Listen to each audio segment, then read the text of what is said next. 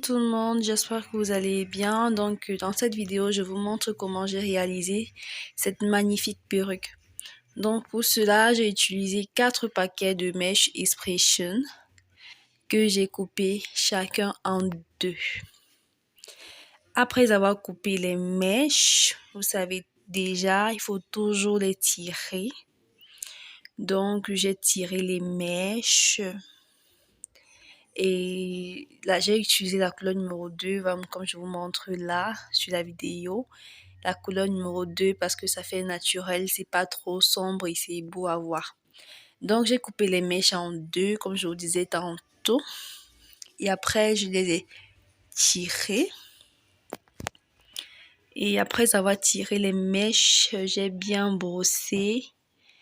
Les mèches et après j'ai mis de l'huile pour éviter que les mèches ne s'en mêlent beaucoup pendant que je serai en train de faire ma perruque. Donc voilà. Et puis sans toutefois tarder, on y va pour faire la perruque. Donc voilà, j'ai utilisé un bonnet comme ceci. Noir, transparent, avec des petits trous pour permettre d'accrocher facilement des mèches. Donc voilà, j'enfile mon bonnet sur ma tête de mannequin. Et puis après, je vais utiliser la tuile, une demi-tuile parce que je ne veux pas que la fente soit trop large. Donc je prends la tuile équivalente à une clôture 4x4 que je coupe en 2. Et là, c'est juste un morceau de cette perruque là. Puis je vais venir coudre. Tada! Donc voilà, c'est fait. J'ai bien cousu ma tuile, tout est bien. Vous connaissez la méthode, que ça ne se froisse pas, très important. Et puis je vais utiliser mon crochet. Je vais prendre des petites portions de mèche qui vont me servir en quelque sorte ici de cheveux que je vais venir accrocher une par une en tenant compte de la comment dire, la quantité de, en fait, du volume, voilà, de la perruque. Donc pas trop espacé, pas trop serré, surtout à l'arrière, pas trop espacé et vraiment pas trop serré, suffisamment.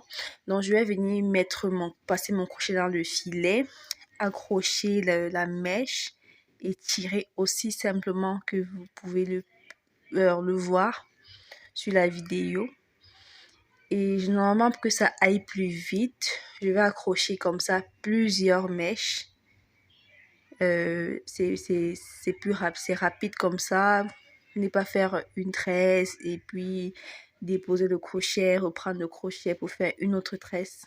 Donc du coup, je préfère accrocher pas mal de mèches, une dizaine ou une quinzaine comme ça. Et après, je vais venir tresser. Donc pour tresser, je vais prendre chaque mèche que j'ai accrochée qui va me servir un peu de base ou de chevelure. Et puis je vais prendre une autre mèche et venir juste l'attacher. C'est pas compliqué. Observez juste bien la vidéo. Donc voilà, je natte un petit peu les bouts pour éviter que ça ne se détache. Parce que si à peine je pique et je lâche le bout, les mèches vont se détacher. Après, au moment de finir les bouts, ce sera un peu du double travail, donc j'avance un peu. Voilà.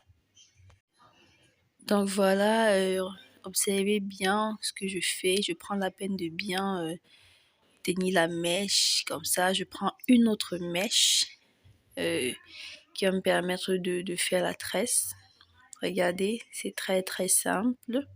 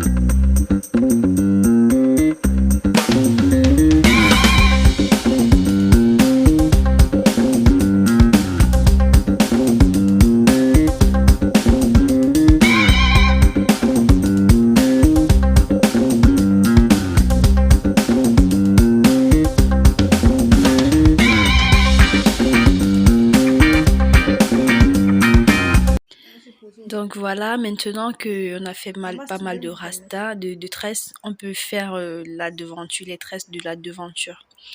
Donc là, j'ai accroché. Vous voyez très bien que la closure ou la tuile n'a pas de cheveux. Donc j'ai utilisé le crochet plus fin, le petit crochet, pour accrocher des petites mèches sur la tuile qui vont me servir de cheveux. Et puis sur lesquels je fais des tresses comme vous voyez. Donc cette partie de la vidéo, vraiment je m'excuse et j'ai dû la supprimer sans m'en rendre compte. Donc si vous voulez voir comment je fais ça, je vous invite à regarder mes vidéos précédentes sur comment faire une closure 4x4. Là je vous montre de façon détaillée comment j'accroche les mèches. Sinon un peu plus devant dans la vidéo, il y a une petite partie qui va vous montrer un peu ça.